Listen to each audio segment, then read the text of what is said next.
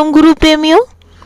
कुछ प्रेमी ये कहते हैं कि हमारा मन हमारे पर हावी हो जाता है, लेकिन गुरु कहते हैं कि मन में कोई ताकत नहीं है कि वो आपके ऊपर हावी हो जाए। उस मन को ताकत कौन देता है? हम देते हैं। मन में कोई ताकत नहीं है, लेकिन हम तो तरह तरह की बातें सोचते रहते हैं, बनाते रहते हैं कि मैंने ये करवा दिया और मन ने मेरे ये करवा दिया। मतलब मैं करके करते हैं ना कि मेरे मन ने मैंने ये करवा दिया, काल ने ये करवा दिया सब। लेकिन करता कौन है? किसी का कोई कसूर नहीं होता है, ये सब हमारा ही कसूर होता है। ये हम पर निर्भर करता है, हम ही मन को बढ़ावा देते हैं।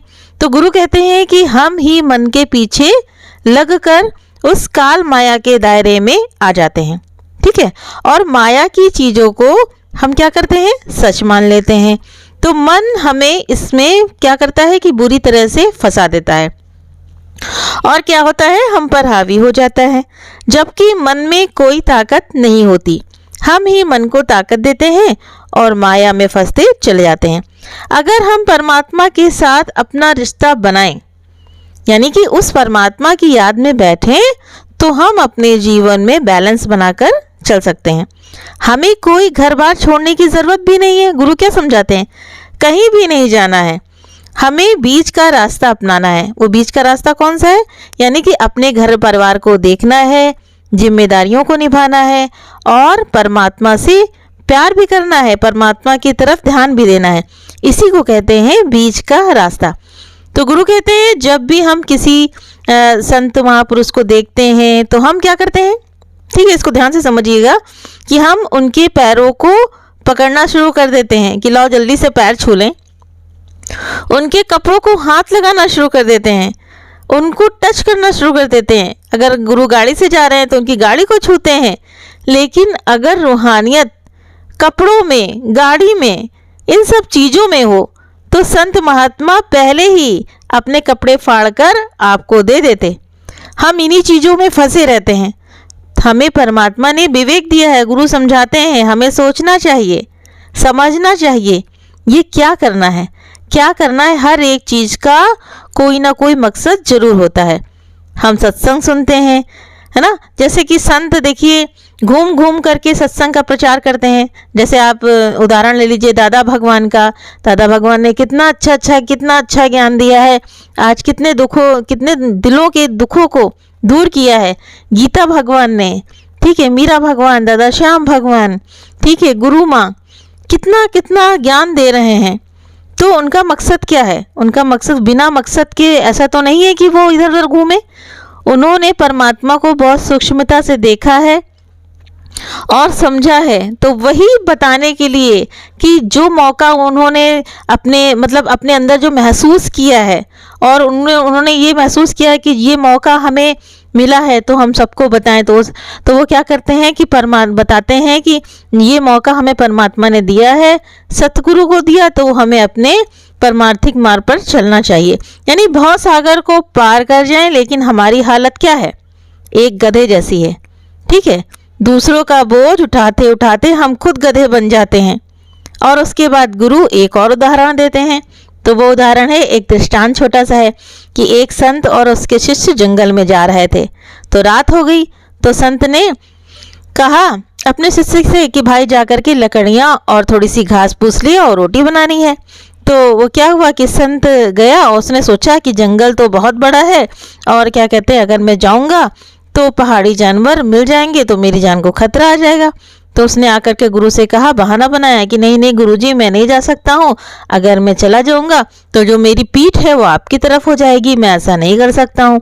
फिर गुरु ने खुद जाकर के जंगल में लकड़ियाँ इकट्ठा की, घास फूस इकट्ठा किया, उसके बाद झोपड़ी बनाई। फिर क्या हुआ, अचानक बारिश होने लगी। तो सदगुरु ने क्या कहा अपने शिष्य से कि जाकर के छत पर देखो कि पानी कहाँ से आ रहा है, क्योंकि झोपड़ी के अंदर पानी टपक रहा था। तो उसने सोचा कि मैं ऊपर गया और कहीं मेरा पैर फिसल गया तो मुझे चोट लग जाएगी, अब मैं क्या करूं। तो उसने बचने के लिए फिर एक बहाना बनाया। उसने सोचा और फिर आकर के गुरु से कहा, गुरुजी मैं ऐसा नहीं कर सकता, अगर मैं छत पर गया तो आप नीचे की तरफ हो जाएंगे और मैं ऊपर हो जाऊंगा, जो कि मुझे शोभा नहीं देगा। देखिए कैसे कैसे बहाने बनाते हैं। बिल्कुल ऐसा नहीं कर सकता। तो सतगुरु ने खुद जा कर के ऊपर से ठीक किया, और फिर उस शिष्य को कुछ लगा, उसने कहा, फिर हाथ जोड़कर उसने कहा, गुरुजी मैं बहुत शर्मिंदा हूँ, मैंने आपका हुक्म नहीं माना, ये मेरी बहुत बड़ी गलती है। वो क्या हुआ कि गुरु के चरणों में गिर गया। तो उसने मतलब आ करके बहुत क्षमा याचना की, और सतगुरु तो कितने, कहते नहीं, उनका दिल कितना बड़ा होता है, वो फिर भी अपनी मतलब हम लोगों की गलतियों को कितना माफ़ कर देते हैं। तो इससे हमें ये समझ में आया इस मतलब दृष्टांत से कि गुरु जो हुक्म दें उसे माने, हम पूरी तरह से माने, लेकिन नहीं मानते हैं। क्यों? क्योंकि मन के गुलाम बन के बैठ जाते हैं कि ऐसा ना हो जाए। अरे जब वो परमात्मा तुम्हारे साथ में, तो तुम्हें काहे का डर होगा।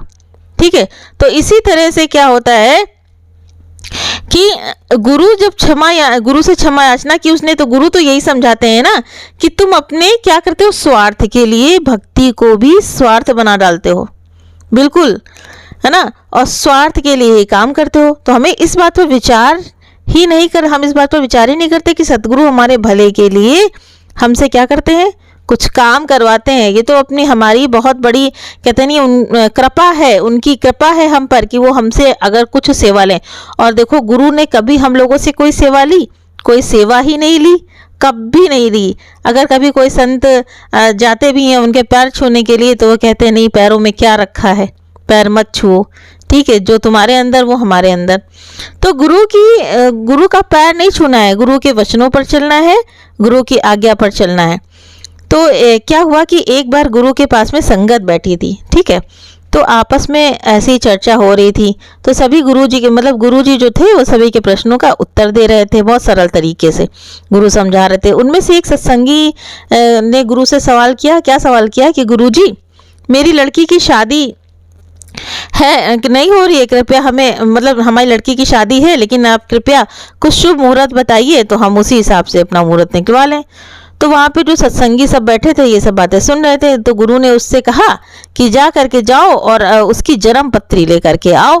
तो वो फिर गई, जल्दी जल्दी जन्म पत्री लेकर के आई, और गुरु क्या हुआ, गुरु जी सभी संगत के सामने उसको जो है पढ़ने लगे। तो वहाँ पे सत्संग में भाई देखो खलबली मस्ती है ना, कि गुरु देखो हमको बताते हैं, लेकिन क्या राज है इसमें आगे सुनिएगा। कि वहाँ पे जो सत्संगी मौजूद थे वो देख रहे थे, और फिर गुरुजी जब पढ़ने लगे तो उसमें से एक सत्संगी उठकर पूछने लगा, क्या बोला कि गुरुजी आप तो हमें इन सब से निकालते हैं और आप इसे देखकर पढ़ रहे हैं। देखो कैसे कैसे संत सवाल पूछते हैं। तो गुरु मुस्कुरा पड़े और क्या बोले कि मैं देख रहा था कि इसमें सबसे बुरा समय कौन सा है, कौन सा बताया गया है, मैं वही ढूंढ रहा था ताकि उसी समय में मैं अपना कोई काम कर सकूं। तो वहाँ पे जो मौजूद जो संत थे वो सब बहुत चकित रह गए कि गुरु आप क्या कह रहे हैं। तो सत्संगी ने कहा कि गुरुजी हम नहीं समझे, आप क्या कहना चाहते हैं, आप सही से बताइए थोड़ा विस्तार से। तो देखो गुरु कितने सरल भाव होते थे, कितने सत्संगियों के सारे जवाब देखो कैसे देते थे गुरु, बहुत प्यार से। तो गुरु ने बताया, क्या बताया कि हम लोग शुभ मुहूर्त देखकर काम करते हैं, ठीक है।